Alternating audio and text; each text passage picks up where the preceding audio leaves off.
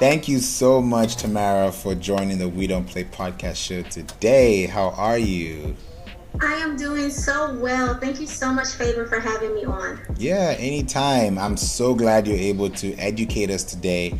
A lot of people don't know about this topic. A lot of people have heard it before, but they've never really understood the concept or the reason behind doing something that is so important in our lives, especially in a fast and moving world like we are in today. So I'm excited that you have the time to spend with us and just give us some insight. And before we even do, I'd love people to know who you are, what you do, how did you even get to this point that you are in today with such a zeal and passion to help people? Well, I have 20 years of engineering experience, and I worked in manufacturing. I live in Minnesota. Minnesota is headquartered to so many top Fortune 500 companies. So anybody who wants to work in manufacturing, this is the state to be in. However, during the last, I'm going to say 9 years of my engineering career, I struggled because in manufacturing you have safety assessments and you have so many problems with the equipment, and I was in charge of the chemical portion of the manufacturing. And trying to organize my work was very daunting, very daunting. And so I discovered a tool. And once I was able to use that tool to manage my time, my job became a lot easier. And I became obsessed. With this tool and all of the methodology behind using this tool. And I started teaching everybody. My company opened up a position to actually start a new department, teaching the tools and teaching the methodology. I took the job right away. And I've just been off to the races. And so the last 10 years of my career was just focused on becoming a specialist in the methodology that we're going to talk about today. Wow. That's actually encouraging and inspirational at the same time, because you had to go through something to get this. It's not like it just came to you, on a silver platter. You had to go through some things to get here. So in that process of waiting, did you feel like something was going to change, or were you just open to whatever came your way? No, I was kind of getting burnt out, and working in corporation as a Black woman is not always easy. It's not very welcoming. And I live in Minnesota, where most of these corporations, they don't have a lot of people that look like me in positions of power or even in supervisory positions. So I was getting burnt out, and I was thinking about switching careers. And so this tool, this methodology will engage your staff, engage your employees, and it kept me engaged for another 10 years. So Wow. And that's just the truth of the matter. People want to feel appreciated. People want to have their opinions heard. And if you can do that through the methodology of how you do your work, it kind of lessens the effect of who's in charge, of who's running the business, because you know that you're still bringing a lot to the table. Your value is still being expressed. That is so true. Now that you mentioned it, it got me thinking about something I read the other day, how they're working on changing, corporate America from having a 5-day work week to a 4-day work week. And that is going to impact a lot of businesses nationally. Now, when you think about this tool, do you think it's going to make or break or do something that's going to shake the foundation? No, I think that tools like what I'm going to talk to you about, the methodology, is actually what's driving companies to value their employees, to listen to them, to give them the 4-day work week. I think a lot of employees are even screaming for 3-day work weeks since they've had a taste of what it's like to work from home. A lot of employees never even went back to work because they were being forced to work 5 days, or that's like too much time. Now they value their family.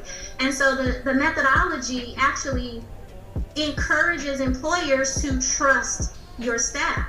If this is how they think they're going to be way more productive, trust them, give them that. You're not going to miss anything by having happy employees, right? What do you lose by having happier staff? They're more productive. They like working there. You're not going to have to keep hiring people because they're going to stay longer. That's what happened to me, right? That's what happened to me. I stayed at a company that wasn't necessarily the best place for me for another 10 years because I found a way to have my opinion heard, a way to feel passionate about my work again.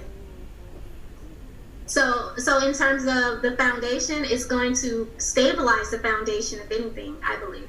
So true. I think so too, because somebody out there listening could also be in this position, where they've spent years and years, decades, just trying to make things easier, but they don't know how to do it because there's also the fear of the unknown that a lot of people don't get to witness or see because they want to be safe than sorry. But sometimes you got to fail forward to see that happen. But how do you strike a balance for someone who is thinking about what you did, and what would you tell them if they're in that position right now? To the general employee, I talk on a spiritual level because I'm also a Bible teacher favorite. And so spiritually, I say all the work that you do, you have to do it unto the Lord. As soon as you realize I'm not working for this person, I'm not working for this company, I am working to help people, and I'm doing it through the avenue of this company, then your work becomes meaningful, and you begin to discover that passion that's driving you to show up every day in the first place. Look, when I was just a regular engineer, I was able to minister to people while I was working. I was able to help a lot of people. And so I brought more to the table than just what I came there for. And so finding ways to impact your employees, your coworkers, while you're in your regular, hourly role or salary role is going to bring so much more passion. Otherwise, my advice is to always be who you were meant to be. And I have lessons on how to discover your purpose and just to serve God. Because at the end of the day, we are all accountable for what we did with the time that we had here. There's a test at the end of days. Were you going to be the person who had one talent that was developed, or the person who had 10 talents that were developed, or the one who had one talent and buried it in the sand? No, we're all expected to be who we were meant to be, discover everything that's inside of us, to produce it, to grow it, to get a harvest at the end of days. Amen to that. As soon as you mentioned this, I was thinking about the talents, because it was like everyone has a 5-day, 4-day. Some people in the Europe, I don't know what they call it, the European Union, the EU, the European continent. But people that live in Europe, let me just be simple. People that live in Europe have this experience. In the US, it's a little bit different. In Canada, it's a little bit different. In Asia, it's a little bit different. Australia, Africa, they have different things going on. And there are different ways people process work. Now, with this tool, for someone listening that is globally trying to understand, they may not be here, they may be somewhere else, but they're listening and they want to learn, how can I use this tool in my own domestic, local base? Oh yeah, you're going to love this, because this methodology was adopted by companies all over the world. When Toyota adopted this methodology, they went from having strong back orders, long changeover times, to cutting that time right down, to becoming a billion-dollar business that has more profits than their next 3 competitors combined. So this tool, this methodology, isn't unique to one continent, one person. I like to say that God gave us this methodology, and anybody who chooses to do their work in this way is going to be blessed. Seriously. It's that simple, that widespread, it's applicable to every industry. And that's what I wanted to talk on your podcast about, because I came from the manufacturing world, but I've taught finance, I've taught nonprofits, I've taught supply chain industries, logistics. I've taught hospitals. I've taught so many different industries that it's applicable to. So it's good for everybody. This is big. I feel like people are trying to wait for that drum roll now. So we've been talking. Drum roll, please. Tell us, what is this tool and what does it do? Okay, so it's really a principle-based system, and it's not new. Like I said, it's been around 100 years. It's lean, Lean. Lean is a principle-based system where the first principle is respect each individual. Respect each individual. Now, there's 10 principles, but pretty much companies from Henry Ford had a can-do program, Henry Ford's Model Ts, to Toyota adopting, this methodology. Just applying 10 basic principles could transform everything about your business. And we look at the 4 main indicators: your safety, your quality, your delivery, and your cost. When you respect people, you're going to start seeing profits. Okay, you're going to see that your safety is going to be reduced. You're not going to make products that are unsafe for your consumers. Your quality is going to be the best. Your delivery is going to be the fastest. Okay, and your cost is going to be the lowest cost, but you're going to get the highest profits. And so, just by respecting your staff, just by respecting your employees in the lean way, this methodology is lean, all of these metrics are going to be positively impacted. You got me thinking about like platforms like Amazon, Netflix, Apple, companies like these that talk about these things decade-wise, because you talked about it decade-wise. So if you're implementing this and you have a business and you're like, oh, I have a business plan, but this business plan is a year or 3 years or 5 years, how does someone start thinking about like decade planning, if I can use that word for lack of a better word? Yeah. Oh yeah, absolutely. So lean starts with looking at what is your vision, not even in a decade, but 100 years from now. How do you want to change the world? And that's why I tell the individual person, what is it that you're bringing to the table that before you die, you want to make sure people know this message? People have been impacted by your gift. Is it your art? Is it your speaking? Because a business in 100 years has a vision, and in 100 years, Pepsi wants everybody to smile. Right? In 100 years, my business wants everyone to be who they were meant to be. What is it that you're striving for? Because first you take your vision and then you tie it to your mission statement. Your mission is, well, what am I doing to hit that vision in the next 1 to 3 years, right? You can even tie it to that 10 years. What does that vision have to be? Meaning, what is the 10 items that need to be true in that by the end of that 3 years? What has to happen? And then you're going to take the mission and you tie it to your strategy. So Lean says your strategy is really your future state in 1 year. And once you have your 1 year, here's all the things that I need to do. You're going to tie that into the projects of that 1 year that have to be done. Then you're going to assign that to safety, quality, and delivery and cost focus areas that you can do every single day. You're going to have a weekly meeting to hit those targets. You're going to identify those milestones, and then you're going to teach your team how to problem solve when you're not getting the results that you need. Because if you can be successful every day hitting goals, then you can be successful every week hitting your targets. You're going to hit those targets every quarter. You're going to hit them every year. You're going to achieve that 3-year plan, and then you're going to hit that 10-year or that vision in 100 years. That's how Lean works. Applying this methodology today is very simple.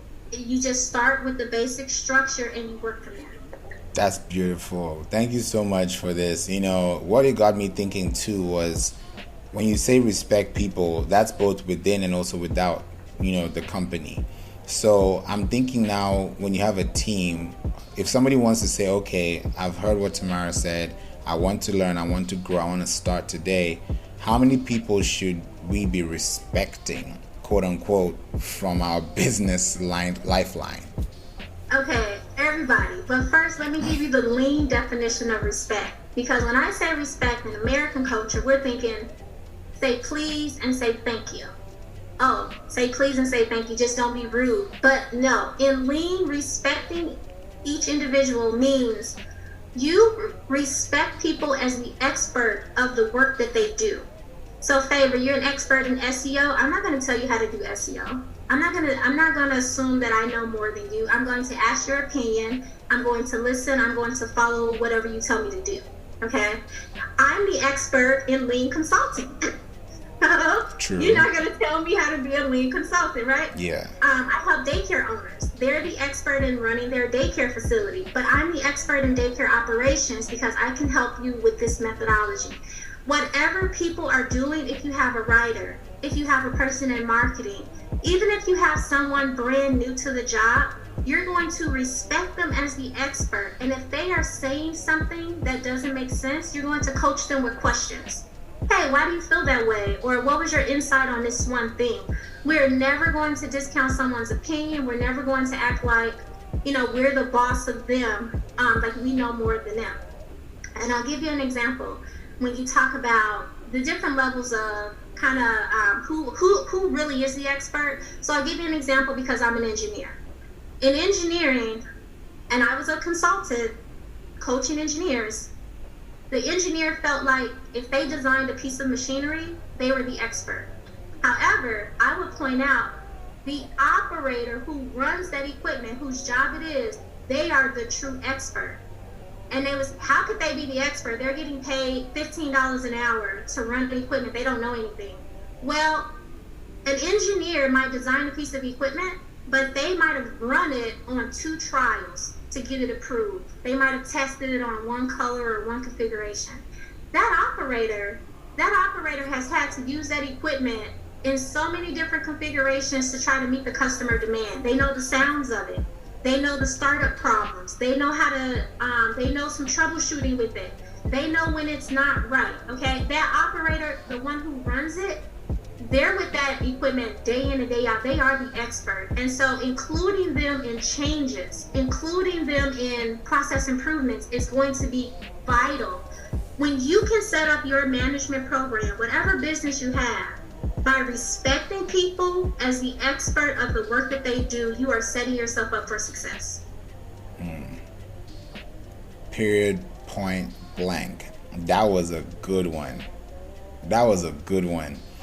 Now that I'm seeing it differently, some businesses don't build it on that, because how some companies, they have their mission statement, their vision statement, they have their policies, their procedures, they have their objectives, they have their core principles, and they use these things like respect, love, caring. Is there anything different from what they're doing than what is being said today? Absolutely. I was just interviewing a healthcare professional, and I said, where's your vision? Where's your mission? Oh, it's right here. It's right here. Where's your strategy? We have it online. Okay, well, how come your phone lines are, 15 minutes and people can't get an appointment at this healthcare facility? Well, we have our customer flow right there, and, it's been 2 years and we can't even get past step 1. There's no visual management at these businesses. You can't see the strategy on the wall. You can't see who's assigned to fix anything. There's no accountability board. Lean has so many tools to help a business actually achieve their mission, achieve their vision, but it takes some consulting. Look, Favor, Lean is not taught in high schools. It's not even really taught in colleges. You gotta hire a specialist. These big companies, I work for, billion-dollar businesses. They hire consultants like me to help them apply these principles and concepts, because it's not easily known. Even if you read a book about Lean, it's not easy to actually apply it without some coaching, without some guidance. And so if you were to actually take the strategy that you have, print it out, put it on the wall, and actually map out what are the weekly tasks, who's assigned to these items, and red and green it. Every week you're meeting. Did we do it? Did we not do it? If there's a problem, if somebody needs help, if you need resources, if you need money, you're signing that out with a Post-it note on an accountability board, and you're saying, okay, here's your task, here's the support, we're calling this person, we're running this test, we're doing problem solving, and it's all visually managed. So then there's no question as to why didn't we finish step 1? If there's a bottleneck, that's what management is for. You have a manager, right? Managers are there to mentor and to help, release the problem. So It's just not being done. That's the answer. Wow. That's why it looked like this, but it actually, you're not getting the results that you're hoping to see. Wow. Is there a reason why it's not being taught? Like, what is the root cause of this detrimental? I'll tell you this. When I was talking to the healthcare professional, I said there is a very doable way to run this business. And she said, what is it? I said, it's lean. She said, oh, I've heard about lean. The state took us to a 3-hour class. I don't have time to do that. See, lean is not easily understood, but I understand how to actually help people break it down so that you can actually do lean while doing your job. People look at lean, the ones who know about it, and they would say, yes, it's very good, but I don't got time to do that. No, not having time is the reason why you need lean, and making time for lean is doing your job. It's how you're going to do your work. I have an example. I was coaching a group of supervisors, and they didn't have time to do their job. They were firefighting, and the work of the supervisor was not getting done. No reviews, no one-on-ones, no coaching, no mentoring, no process improvement. They were firefighting, and we challenged them. Okay, you might not have, 10 hours a week to even do your job, but do you have 5 minutes? Take 5 minutes and improve your own process. Can you do that? 1 week later, they all had 5-minute improvements. Great. Find another 5 minutes until they were able to find 1 hour of time where they were actually able to do their jobs. See, doing lean is improving your processes so that you can hit your targets. Lean is identifying what's stopping you in the first place. That's why you need it, and you need to just, start right where you are and start incorporating it. Thank you so much. That is so helpful. Now I'm thinking for them, because I'm trying to ask questions they would ask, because I know how they think sometimes. And now it's like, okay, it's a tool. Do I have to buy the tool? Do I have to be trained to learn the tool? Is there an actual tool tangibly, or is it something that it's a mindset workflow? Okay, so Toyota is the business who made lean very popular, not because they invented lean, but because they've applied the principles so well. Everyone wanted to copy Toyota.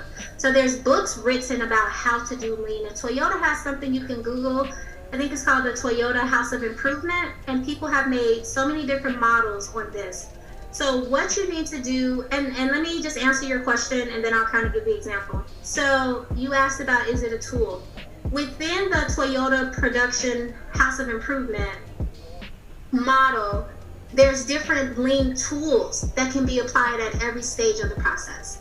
So the foundation of the model is the principles. You need the 10 principles. The first one is respect each individual, and the 10th one is provide value for your customer. Okay, so the foundation is the principles, and that's the mindset. Above that becomes more tangible things to apply. Meaning you're going to have stability in your business, and we teach stability in process, stability in your people, and stability in your environment. So that's the strategy on what you should be working on, making sure your people know when something's wrong, making sure your environment is stable for the work that you do, and making sure that your processes are stable and that they're functioning at the right time, at the right sequence, and at the right capacity.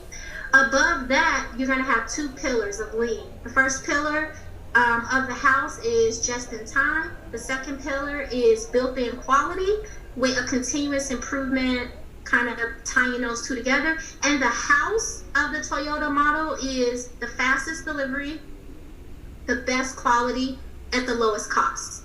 But you can't get to those 3 to the roof of the house until you have the pillars, just in time and built-in quality. But you can't get to the pillars until you have the foundation, which is stability in your people, stability in your processes, stability in your environment. But you can't even get to the foundation until you have respect, until you have those 10 principles. Thank you so much. Now that you're saying it, it now makes sense with Toyota, because when you hear just in time and improved quality, everyone says just buy a Toyota because you're gonna get the spare parts faster than you'd get another car. So it matches. It makes a lot of sense because when quality is there and there's quantity to support it, then that supply demand factor is always going to be in position. Yeah. The key tool that I started with that kind of drove me and exposed me to the remaining methodology was the tool called Leader Standard Work. Leader Standard Work is a time management tool that really can give you a repetitive, just systematically structures your time. And if you can't get it to be a system, you problem solve why. And so my job became so much simpler when I knew safety was on Wednesdays and quality was on Mondays, and all my meetings was on Tuesdays and Thursdays between 10 and 12. My life became so structured. Leader Standard Work can help you get there, and it is a lean tool. Amazing. I think now from everyone hearing this, I think the next question is going to be, how do I get started? So I'll make it simple for them. If you would love to let them know what you have that would really help them understand this and take it from just listening to becoming a doer and not being a doer of the action and not just a listener, how will they be able to do it with you? They can go right to my website. They can go to iamleanllc.org. There's a contact me. They could send me a message. They could read a blog article. Every blog article has a link. They can contact me from there, learn more. Just go to I Am Lean because it's not well known. So I'm trying to put out more articles to teach people what is lean and to